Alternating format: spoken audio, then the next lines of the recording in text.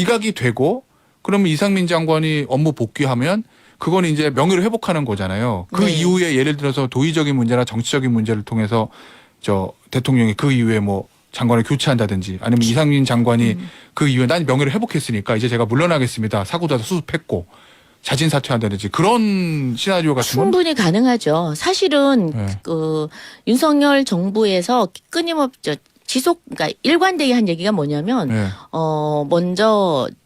먼저 철저한 수사 네. 조사를 하고 그다음에 책임을 지겠다라는 그렇죠. 거였거든요. 그 책임 안에는 정치적 도의적 책임이 들어간 겁니다. 네. 그래서 지금 말씀하신 저는 그 시나리오가 가장 가능성이 높다고 보는데요. 아, 그러신가요? 예. 네. 어떻게 뭐 아셨어요? 저는 그렇게 그냥 혼자 뇌피셜로. 이심전심 네네네. 네. 김태현의 정치쇼. 김태현의 정치쇼 2부 뉴스 속 깊숙한 이야기를 들어보는 인터뷰 시간이 돌아왔습니다. 어제 헌정사상 최초로 국무위원인 이상민 행안부 장관에 대한 탄핵소추안이 가결됐습니다. 그리고 국민의힘 전당대회 경쟁 내일 아마 1차 컷오프 결과가 발표가 되면 하면 더 뜨거워질 것 같은데 관련해서 오늘은 국민의힘의 김정재 의원 모시고 여러 이야기 나눠보도록 하겠습니다. 의원님 안녕하세요. 네, 안녕하세요. 반갑습니다. 네, 의원님 오랜만에 나와주셔서 감사합니다. 네네. 네. 자, 어제 탄핵소추 국회에서 이상민 장관에 대한 가결된 거부터 얘기를 해볼 건데 네. 혹시 이런 가결될 거로 예상하셨나요? 아니면은 저 민주당 의원총회에서 한 30명 정도 의원이 반대했다고 하니까 뭐 반란표가 나와서 부결될 수도 있지 않을까 뭐 이런 기대도 있으셨나요? 저희는 당연히 가결될 거라고 봤습니다. 왜냐하면 이게 지금 어제 사실은 의총에서도 예. 지난주에는 반란표도 있을 거라고 예상이 충분했었는데 반대하는 사람도 있었기 때문에 근데 또 주말을 거치면서 지도부에 맡겼고 예. 인원 체크도 하고 끊임없이 단속을 했거든요. 예. 그리고 그런 것도 있지만 중요한 건 이제 이게 사실상은 이재명 지금 체포 동의안이 왔을 때 예. 그때 그 표결하는 저는 예행 연습이라고 생각해요. 오, 예행 연습. 네네. 그래서 그 예행 연습을 해놓은 거기 때문에 자기 소위 우리가 이게 이제 사상 검증이라고 그러거든요. 의원들 사이에서는. 아, 의원분들 네? 사이에서 그리고 표현이죠. 예. 한두 명이 반대를 했다. 반드시 찾아냅니다. 아. 찾아내기 때문에 이게 비밀 투표지만 사실 비밀이 아니에요. 왜냐면 저도 네, 만약에 저 반대표가 나왔다고 하면 그동안 언론 인터뷰나 이런 거 하시는 거 보면 어떤 의원님분들이 반대하셨겠다라고 대충 감은 오니까. 그렇죠. 완전 낙인이 찍히죠. 낙인이 찍히면은 뭐 다음에 혹시 모르지 않습니까? 누가 또 스물스물 살아나서 본인 공천에 영향을 줄지도 모르니까 일단 뭐 당론에 따라서 한다 이러면은 다들 대체로 다 따를 수밖에 없죠. 예. 자, 그러면 이제 공을 헌법재판소로 넘어간 건데 당내에서는 그 상황 어떻게 보고 계세요? 헌법재판소에서의. 저는 이게 저는 기각될 거라고 보는데요. 현재에서요? 예. 물론 전문가들도 대부분 다 그렇게 보고요. 왜 그러냐면은 이번에 이렇게 탄핵을 한 가장 기본적인 원인은 그러니까 할로윈 참사에 대한 부실 대응에 책임을 져라 이런 거거든요. 근데 그 책임에는 그 정치적 도의적인 책임이 있고 법적 책임이 있겠죠. 그러면은 이렇게 탄핵을 하려고 그러면 분명한 법적 책임, 구성 요건을 충족시켜야 됩니다. 뭐 그렇죠. 그러니까 탄핵을 시키려고 그러면 헌법 65조에 나와 있듯이 직무상에 있어서 헌법과 법률을 위배한 사항이 명백해야 되거든요. 근데 그런 내용이 없는 겁니다. 구체적으로 명백하게 위반한 사항이. 그래서 지난번 그 특수본에서 수사했을 때도 그 위법성은 발견되지 않았죠. 그래서 굳이 책임을 져야 된다 그러면 저는 정치적이고 도의적인 책임을 져야 된다고 봅니다. 근데 이걸 억지로 엮어가지고 지금 일단 그 탄핵을 가결을 시켜놨는데 이제 뒷감당을 저는 하기가 상당히 어려울 것이다. 민주당이? 네네. 만약에 그래서 말씀. 네. 그래서 만약에 이게 헌재에 가서 기각이 될 경우에는 그 책임은 고스란히 다 민주당이 져야 될 것이고 그 시기가 통상 이제 저는 이게 굉장히 심플한 사건이기 때문에 길게 갈 것 같지는 않아요. 예전에 박근혜 전 대통령 탄핵 때에 보면 쟁점을 굉장히 간단하게 합니다. 예. 굉장히 복잡한 사건이지만 그 소위 예전에 노무현 대통령 그다음 박근혜 대통령 때도 그 헌재가 어떤 내용은 이게 뺐냐 그러면은 그러니까 공무원으로서 지켜야 할 성실성의 의무. 예를 들어서 이게 정치적으로 뭐 판단해야 된다라든지 이런 건 다 뺐거든요. 그래서 그리고 정책을 얼마나 잘 결정했느냐 못했느냐 이 부분도 뺐습니다. 그랬죠. 탄핵의 판단의 대상이 아니라고 했기 때문에 이번에도 그런 것들을 빼고 나면 저는 그렇게 탄핵 심판 이 과정이 길지 않을 거라고 보고요. 빨리 결정 뭐 2, 3개월 안에 결정이 나지 않겠습니까? 아마 저 국민의힘도 그렇고 대통령실도 그렇고 한 2, 3개월 안에 저 헌재에서 기각이 돼서 이상민 장관이 직무 복귀하는 거를 이제 아마 기대를 하고 이제 예상을 하시는 것 같은데 이런 건 어떨까요? 뭐 한 두세 달 후에 미래일을 우리가 예측할 수는 없는 건데 말씀하신 대로 법적 책임은 아니고 책임을 진다면 굳이 말하면 도의적 책임, 정치적 책임인데 지금 어쨌든 여론조사 비율을 보면은 탄핵을 해야 되는 거 맞다라는 저 비율도 저 상당히 있는 건 사실이거든요. 기각이 되고 그러면 이상민 장관이 업무 복귀하면 그건 이제 명예를 회복하는 거잖아요. 그 네. 이후에 예를 들어서 도의적인 문제나 정치적인 문제를 통해서 저 대통령이 그 이후에 뭐 장관을 교체한다든지 아니면 이상민 장관이 그 이후에 난 명예를 회복했으니까 이제 제가 물러나겠습니다. 사고도 수습했고 자진 사퇴한다든지 그런 시나리오 같은 건 충분히 가능하죠. 사실은 네. 그 윤석열 정부에서 끊임없이 그러니까 일관되게 한 얘기가 뭐냐면 네. 먼저 철저한 수사 네. 조사를 하고 그다음에 책임을 지겠다라는 그렇죠. 거였거든요. 그 책임 안에는 정치적 도의적 책임이 들어간 겁니다. 네. 그래서 지금 말씀하신 저는 그 시나리오가 가장 가능성이 높다고 보는데요. 아, 그러신가요? 예. 네. 어떻게 뭐 아셨어요? 저는 그렇게 그냥 혼자 되시죠. 이심전심 네네네. 네. 저도 그렇게 그럴 가능성이 가장 높다고 보고요. 네. 국민들이 굉장히 현명한 판단을 하시는 것 같아요. 그러니까 적어도 이 그 참사에 대한 책임을 져야 된다에 대해서는 상당히 책임을 져야 한다 쪽으로 여론이 기울었습니다. 예. 근데 그 책임에는 정치적 도의적 책임까지 포함이 된 거죠. 그렇겠죠. 그러나 이번에 이 무리한 탄핵 소추 여기에 대해서는 또 반대하는 국민들이 많습니다. 예. 알겠습니다. 자, 주호영 원내대표가 어제 그런 얘기를 하셨더라고요. 더 깊게 들어가면 대선 불복까지 포함하고 있다. 네. 이 이상민 장관에 대한 탄핵안이. 대선 불복이 여기서 나오는 이유는 뭡니까? 그러니까 이번에 이렇게 탄핵을 하는 이유를 저는 두 가지로 보는데요. 네. 하나는 지금 그러니까 이재명 대표 본인 당 대표가 지금 곧 기소도 될 수 있고 또 체포 동의안이 국회로 지금 넘어올 수 있습니다. 네. 그래서 굉장히 위험에 처해 있죠. 그리고 당연히 관심이 쏠리게 되겠고요.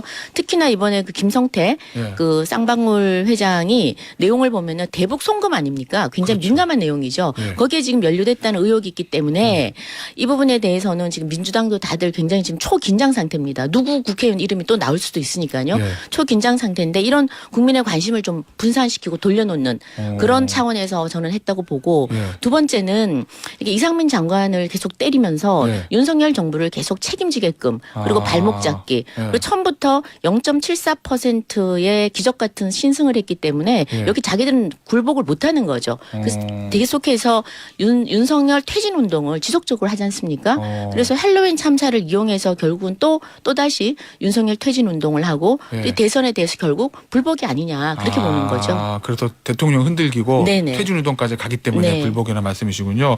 알겠습니다. 어제 이제 대통령실에서 이도훈 대변인이 성명을 발표했는데 저 입장 발표했는데 저는 두 가지가 눈에 띄었어요. 되게 이제 대통령실에서 큰 이슈가 있을 때 보면 대변인이 길게 입장문 발표하고 기자들 백브리핑도 있고 그러는데 네. 그거 없이 의회주의를 포기하는 것이다. 이런 간단한 두 문장 네. 유감이다. 그리고 입장문 명의가 되게 이제 대통령의 명의를 대독하거나 아니면 뭐 홍보수석 김은혜, 뭐 대변인 이도훈 이렇게 나오는데 대통령실 자체 명의로 입장문을 발표해서 네. 이건 어떻게 해석해야 될까요, 저희가? 사실은 이 일이 네. 헌정사 초유의 일 아닙니까? 국무위원 최초입니다. 그렇죠. 그러니까 국무위원 최초기 때문에 오늘 이거 아마 대통령실 나왔기 이게 대통령실 발로 나온 네. 이런 그 대응이 이상하다 이런 말도 하기가 힘든 게 처음이기 때문에 예, 처음이기 때문에 어떤 네. 뭐 룰도 없고 네. 어떤 관례라는 것도 없는 거죠. 그래서 아마 그 입장만 간단하게 낸 것 같습니다. 네. 그러니까 대통령실이라는 것이 뭐 대통령실 정무팀이나 그 기타 대통령을 포함한 모든 분들을 얘기하기 때문에 그렇게 낸 것 같은데 예. 뭐 처음 있는 일인데 입장을 저는 간단하게 잘 낸 것 같아요. 구구절절 설명할 필요도 없을 것 네. 같습니다. 예, 저 그럼 네. 앞으로는 네. 저 국민의힘에서는 당 차원에서 저 이상민 장관 탄핵 가결 이후에는 어떻게 대응할 생각이신가요? 어제는 보니까 이제 피켓 시위 같은 것도 하시던데 앞으로도 계속 진행하실 예정이신가요? 아니면? 저희는 이거는 국민들이 판단해 줄 거라고 봅니다. 그래서 이건 이제 헌재 시간이니까 예. 저희는 차분하게 지금 사실 경제가 굉장히 힘들고 미생이 힘들지 않습니까? 예. 그러니까 그쪽으로 좀 집중을 해야 될 거라고 저는 생각을 합니다. 예. 현재의 판단을 네, 차분히 네, 지켜보시겠다 네. 말씀이시군요. 알겠습니다. 지금 여러분은 국민의힘의 심정재 의원과 함께하고 계시고요. 자, 이제 말도 많고 탈도 말도 많고 많은. 시끌시끌한 국민의힘 전당대회 얘기를 해볼 건데 내일 컷오프잖아요. 네. 아마 뭐 저 김기현 의원하고 안철수 의원이 양강 후보가 통과하는 건 기정사실인 거고 네. 이제 뭐 황교안, 뭐 저 천하람, 조경태, 윤상현 후보 4명 중에 누가 올라갈까? 천하람 후보가 올라가면 몇 퍼센트는 얻을까? 이게 이제 네. 관심이긴 한데 지금 판세는 어떻게 보고 계신가요, 의원님? 저 지금 판세를 말씀하신 대로 뭐 양강은 당연히 올라가겠고요. 네. 이제 누가 올라오느냐인데 뭐 잘은 모르겠습니다만 네. 뭐 최근에 그러니까 예. 천하람 그 후보가 뭐 3위로 됐다, 4위로 됐다 이런 말은 있던데요. 그러니까 네. 천하람은 결국은 그 이준석 대표의 아바타 아니겠습니까? 또 저 유승민 대표의 대타고 그러니까 유승민과 이준석을 지지하시는 분들 예. 그런 당원들이 아. 이제 하시겠죠. 그런데 예. 지금까지 나온 여론조사는요. 예. 사실은 그냥 국민의힘 지지층이거든요. 왜 그렇게 모든 몰아갔어요? 여론조사를 보면 400에서 500명입니다. 네. 근데 지금 책임당원이 80만 명이에요. 네. 80만 명에 400명이다. 제가 아침에 계산하는데 굉장히 힘들었습니다. 0.0005인가 그렇더라고요. 네. 그래서 0.005%에 불과해요. 표본도 그래서 다르다고 하죠. 예. 그래서 결국은 당원들은 좀 더 다른 판단을 할 수 있다. 그래서 네. 저는 그 당원들과 지금 국민의힘 지지층의 이 괴리가 상당히 있을 것이라고 보고요. 예. 분명한 것은 그 천하람, 이준석, 그다음에 그 유승민 계는 예. 당원들 사이에서는 적어도 친윤은 대통령과 함께 갈 수는 없는 사이다. 아. 그건 분명히 각인돼 있습니다. 예. 그래서 당원들이 전 잘 판단할 거라고 봅니다. 아, 그러면 예. 이제 예를 들어 천하람 후보가 뭐 예비 경선을 통과하면 저 그 득표율은 공개는 안 되지만 네. 그 이후에 이제 본경선하면 공개되잖아요. 네. 그러면 천하람 후보가 몇 퍼센트를 얻었다. 네. 그럼 그 표수가 네. 소위 말하는 국민의힘 당원분들 중에서 대통령을 조금 반대하는 수치라고 봐도 되는 건가요, 저희가? 그렇게 그러니까 이준석 대표가 네. 대통령을 반대한다는 것보다는 네. 이준석 팬덤층도 있거든요. 아, 그래서 이준석 대표라는 사람이 지금 뭐 다 아시다시피 적어도 대통령과 호흡을 맞추면서 일한 사람은 아니지 않습니까? 예. 이준석 대표 예. 그러면은 처음에 개혁적이고 젊은데 굉장히 기대가 컸었는데 결국 당 대표를 유지하면서 하는 행태를 보니 거의 자기 정치 그리고 뭐 대통령 간에 계속 어떻게 생각 갈등 또 당내에서는 분열 그런 아이콘이 돼버렸습니다. 그리고 그 거의 뭐 SNS에 중독되어 있는 그런 많은 이미지를 연출했기 때문에 당원들이 사실 좀 불편해하는 점이 많죠. 네. 그럼에도 불구하고 팬덤층은 있는 겁니다. 아, 그럼에도 불구하고 팬덤층이 있다. 그럼요. 왜냐하면 젊은 층들을 많이 네. 좀 넣어놨기 때문에 네. 당원들도 가입시키고 그래서 저는 충분히 있다고 보고요. 그래서 이번 선거는 저는 상당히 심플하다고 봐요. 예, 이번 당원들은 지금 시간이 이게 한 달이 남았지 않습니까? 그렇죠. 그러니까 후보들한테는 이 한 달이 굉장히 뭐 짧고 초조하게 느껴지지만 당원들은 굉장히 길어요. 엄청 깁니다. 네. 왜냐하면 14일 선거하는데요. 후보가 지금 그 컷오프 돼서 올라오는 후보가 16명 아닙니까? 예. 16명이 하루에 문자를 하루에 한 번씩만 보내면 당원들은 거의 하루에 16번을 맞아요. 그냥 폭탄 맞듯이 맞아야 되는 네, 거예요. 그걸 뭐 한 달 내내 한 번 맞는다 생각해 보십시오. 굉장히 힘든 시간이 될 겁니다. 그럴 당원들한테는. 거예요. 예. 예, 그래서 당원들 입장에서는 굉장히 긴 시간이기 때문에 저는 충분히 이번 당원들은 이 선거를 굉장히 심플하게 보고 있습니다. 뭐냐면 겨우 대통령을 만들었어요. 네. 자, 그러면 이 대통령이 성공한 정부가 돼야 됩니다. 그러려고 그러면 그런데 지금 국회에서 여소야대로 일을 제대로 할 수가 없는 상황이에요. 그러면 내년 총선에 승리하기 위해서 대통령을 일을 할 수 있게 해야 되겠다. 네. 총선 승리를 하기 위해서는 대통령과 당대표의 이 호흡 네. 굉장히 중요하다. 네. 이렇게 생각하고 있습니다. 그렇기 때문에 친윤 뭐 반윤 이것이 아니라 대통령과의 호흡이 저는 네. 이번 당원들이 이번 선거에 누구를 찍을지 판단하는 기준이 될 것이다. 예, 그렇게 봅니다. 자, 그러면 대통령과 호흡이라는 거를 제가 놓고 보면은 천하람 후보는 확실히 좀 맞진 않을 것 같고. 그거는 맞지 않죠. 네. 네. 김기현 후보는 굉장히 잘 맞을 것 같고. 네.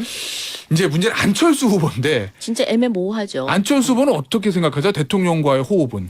그러니까 안철수 후보는 이 스탠스를 자기 입장을 오락가락 취한 게 굉장히 저는 처음에 잘못이었다고 봐요. 그러니까 이거죠.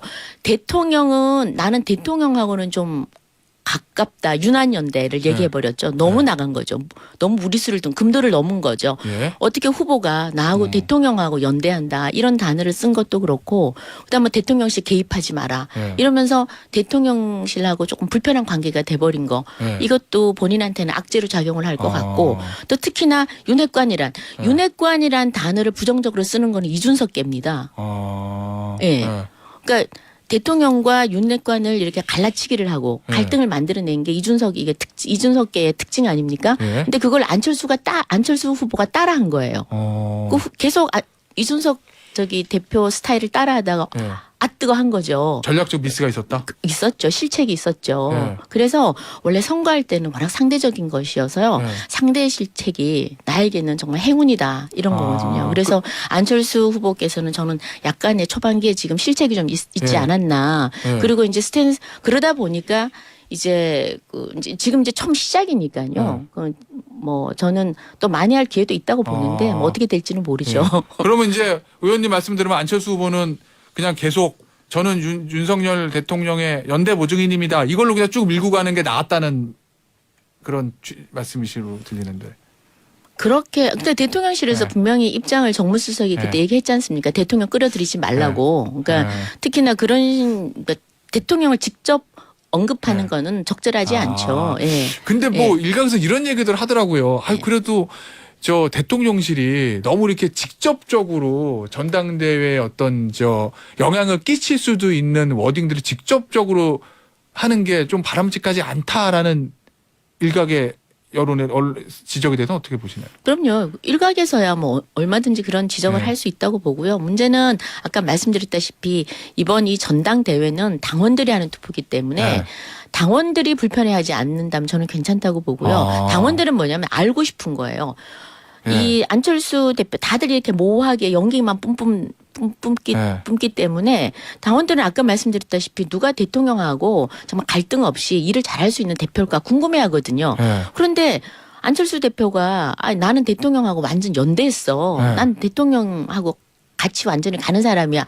라고 하면은 대통령실은 갑자기 왜 나를 끌어들이지? 아. 그리고 당연히 거기서 한 번씩 이렇게 선을 그어줄 필요는 있다고 보고요. 네. 그건 모든 후보에게 공의. 네. 예, 다 같이 그렇게 대통령에 직접적으로 끌어들이는 것에 대해서는 불편한 건 당연한 거라고 저는 봅니다. 예. 알겠습니다. 이런 얘기 좀 나오고 있잖아요. 지금 안철수 후보에 대해서 이제 김기현 후보 측에서 이제 강한 공세들이 그 이제 안철수 후보의 과거 발언 뭐 신용복에 존경받는 지식인이냐 지금도 간첩 없다고 생각하냐 예전에 사드 배치 반대했었잖아요. 이렇게 이제 안철수 후보의 과거 이제 발언들을 소환해서 공격들이 예. 들어가고 있거든요. 그 전략은 어떻게 보시나요? 김기현 후보 측의 전략은. 지금은 이제 후보자를 한 분 한 분 검증을 하는 시간이 이제 다가올 예. 겁니다. 예. 뭐 그럴 수밖에 없죠. 안철수 후보 같은 경우에도 사실 이번 선거에 안 나왔으면은 옛날에 사드에 대해서 어쨌는지 원전에 대해서 어떤 생각을 가졌는지 관심도 없어요. 관심도 없는데 출마를 했기 때문에 예. 출마하면은 그야말로 이제 발가벗겨지는 거죠. 과거에 무슨 말을 했는지, 페이스북은 뭘 썼는지, 자식들은 어떤지 다 나오는 겁니다. 예. 그래서 함부로 나오면 안 돼요. 함부로 나오면 안 돼요. 자, 선거가 무섭긴 하죠. 네. 일단 나왔으니까 이거는 다 이제 검증을 받아야 되는 상황이고, 그러니까 이렇게 어떤 사안에 대해서 과연 이 보수층에서 보수 쪽에서 주장하는 어떤 정책이나 네. 이런 생각들하고 같이 맥을 하느냐 그렇지 않은 부분이 많기 때문에 아마 네. 김기현 후보 쪽에서는 그쪽으로 많이 오. 검증을 하는 것 같아요. 네. 그리고 안철수 후보가 보면은 워낙 탈당도 많이 하고 창당도 많이 하고 연대도 많이 하고 뭐 그렇긴 했죠. 그렇지 네. 않습니까? 제가 한번 봤어요. 연대를 7번 했어요. 네. 너무 다양해요. 박원순, 문재인, 김한길, 네. 천정배, 유승민, 오세훈, 윤석열까지. 정말 7번이에요? 정말 다채롭습니다. 예. 네. 7번이나 했고 창당도 5번이나 했어요. 이게 보통 사람들이 이렇게 못 합니다. 네. 거의 뭐 한 2년에 한 번 정도 하고요. 대통령 출마도 3번 했어요. 네. 출마하고 철수하고 출마하고 철수하고. 네. 근데 2012년에는 출마하고 철수할 때는 문재인 지지를 했고요. 2022년은 출마하고 철수하면서 윤석열을 지지했습니다. 네. 정말 다채롭지 않습니까? 그러니까 이런 다채로운 행보 속에서 네. 제가 지금 좋게 표현하니까 다채로운 거고 네. 어떻게 생각하면 오락가락도 행보일 네. 수도 있죠. 이런 행보 속에서 당연히 계속 말을 바꿀 수밖에 없죠. 보수와 진보를 왔다 갔다 하니까요. 네. 그래서 그런 부분에 대해서 이제 검증의 시간이 다가왔다. 예. 그렇게 보고 있습니다. 근데 안철수 후보 쪽에서는 그런 얘기하는 것 같더라고요. 아니 뭐 과거는 뭐 그렇다 치더라도 내가 서울시장 선거 때 오세훈 후보랑 단일화해서 기여를 했고 대선 때 윤석열 후보와 단일화해서 기여했고 이 정부 인수위원장을 지낸 사람인데 나한테 지금 일종의 사상 검증 같이 하는 건 너무한 거 아니냐? 뭐 이런 반응이 있던데 안철수 후보 측에서는. 그러니까 출마를 그렇죠. 네. 이번에 출마를 안 했다면 그건 선행만 네. 보이는 거죠. 근데 출마를 했기 때문에 네. 과거의 모습도 다 드러날 수밖에 없는 겁니다. 감당을 해야죠. 본인이 감당을 해야 될 몫이라고 생각합니다. 아마 근데 그런 것들이 강화되면 만약에 당내 이념적인 색채들이 약간 중도 확장보다는 너무 좀 보수 쪽으로 흐르는 거 아니냐라는 일각의 우려에 대해서는 어떻게 보시나요? 그러니까 저는 정치는 시시각각 변한다고 생각을 해요. 지금은 전대 국면이거든요. 그러니까 전대 국면에서 나온 이런 뭐 여러 가지 논쟁들이 또 전대가 끝나면 다시 또 그 당대표가 만들어지고 당이 어떤 모습을 또 어떤 그 정책을 구가하느냐에 따라서 저는 충분히 또 중도 확장도 가능하다. 뭐 끊임없이 움직이는 거니까요. 네. 아마 보수 지지층 중에서는 그런 걱정들 많이 하시더라고요. 뭐 대선 경선이지만 예전에 이명박 전 대통령하고 박근혜 전 대통령 2007년 경선 이후에 뭐 친이 친박 그래서 당이 한 10년간 굉장히 고생하지 않았습니까? 네. 이번 정당대도 너무 강하게 붙으니까 야 이거 김기현 후보가 당선되든 안철수 후보가 당선되든 이제 곧 중요한 총선이 다가오는데 당이 잘 화합할 수 있을까? 분열하는 거 아니야라는 지지층들의 걱정도 들리던데. 저는 그때에 비하면 네. 조족지혈이라고 생각합니다.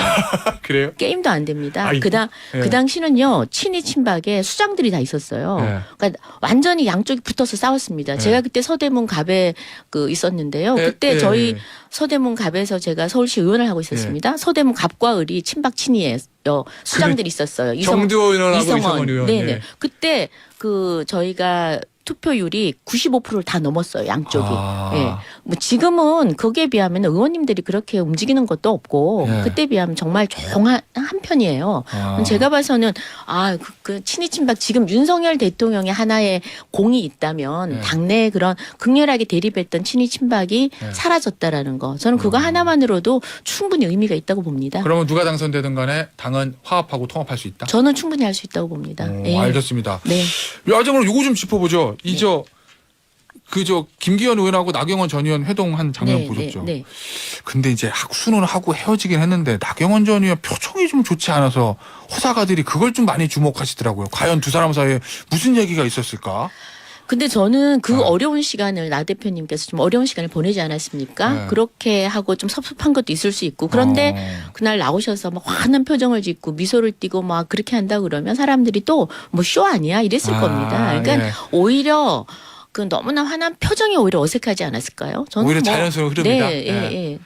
지금 그러면 나경원 전 의원은 김기현 의원 지지하는 거 지지를 공식적으로 표명은 못 하잖아요. 당원 당규상. 그렇지만 어쨌든 김기현 의원 쪽 힘을 실어주는 걸로 저희가 해석을 해도 되는 건가요? 그러니까 거기에 같이 함께 일하는 박종희 전 의원께서 뭐 사실상의 지지 선언이라고 어디 방송에 나와서 얘기를 하셨더라고요. 그러니까 적어도 제가 아는 나경원 전 의원 지금 나경원 대표님 전 원내대표셨는데 안철수 후보하고 가기는 상당히 쉽지는 않다 그렇게 보죠. 왜냐하면 원내대표 때 했던 그런 나경원 대표 지지층이 주로 그러니까 보수 강경까지는 아니지만 핵심 보수 지지층들이 지금 많죠. 나경원 대표를 많이 지지했었는데 이런 분들은 안철수 대표를 지지하기는 쉽지 않거든요. 그래서 이제 그러니까 본인 지지층하고 함께 갑니다 보통. 그리고 지난 또 원내대표 시절에 공수처법이나 선거법 을 저지하기 위해서 그때 뭐 광화문에서 함께한 시간들도 있고 이렇기 때문에 또 그리고 김기현 후보하고는 뭐 같은 대학 같은 과 선후배고 또 판사도 같이 하셨고 이래서 굉장히 공통 분모가 많죠. 그래서 또 나 대표님이 그때 뭐 잠시 이런저런 좀 불편한 점은 있었지만 그런 것들은 잠시고 결국 큰 틀에서는 대의를 위해서 현명한 선택을 저는 충분히 하실 분이라고 봤기 때문에 저는 이번에 참 잘 된 것 같습니다. 그러면 나경원 전 의원을 지지했던 어떤 여론의 흐름이 있었잖아요. 그 흐름도 급격하게 김기현 의원 쪽으로 갈 것이다. 그 표들도. 근데 그렇게 100% 다 간다 이런 거는 사실상 불가능하죠. 왜냐하면 처음에 나경원 대표가 1등 할 때요. 그때 표들이 상당수 빠지면서 이미 김기현 대표로 갔고 김기현 후보에게로 갔고 또 김기현 후보가 또 1위로 올라섰지 않습니까? 그래서 저는 그때 한번 이동이 있었고요. 대이동이 있었죠. 대이동이 있었고 지금은 이제 또 소폭에 또 이동이 있을 텐데 뭐 다 가져올 수는 없죠. 어떻게 다 먹습니까? 알겠습니다. 의원님 한 1분 남았는데 마지막 질문 될 것 같은데요. 저 심평 변호사가 쏘아 올린 작은 공, 이 대통령 탈당설. 이거 이제 완전히 진화된 건가요? 저는 굉장히 부적절한 발언이라고 보죠. 그래서 아마 또 회장도 후원회장도 그만두셨으니까 네. 그리고 뭐 저는 탈당 가능성 0%라고 보기 때문에 네. 예. 그러니까 조금 아마 그 탈당을 한다라기보다는 네. 안철수 후보하고는 상당히 함께하기 어렵지 않느냐 이런 표현이었던 것 같아요. 근데 네. 좀 이렇게 극단적으로 표현을 하시다 보니까 그렇게 된 것 같은데 네. 그러니까 그런 또 부담을 주기 싫어서 저 회장을 또 그만두신 것 같습니다. 일단 예. 그거는 진화된 걸로. 네, 진화돼야죠. 네. 진화시켜야죠. 알겠습니다. 네. 오늘 저 국민의힘 김정재 의원 모시고 국민의힘 전당대회 얘기, 그다음에 어제 이상민 장관의 탄핵안에 대한 얘기 많이 들어봤습니다. 의원님 오늘 나와주셔서 감사합니다. 네, 감사합니다.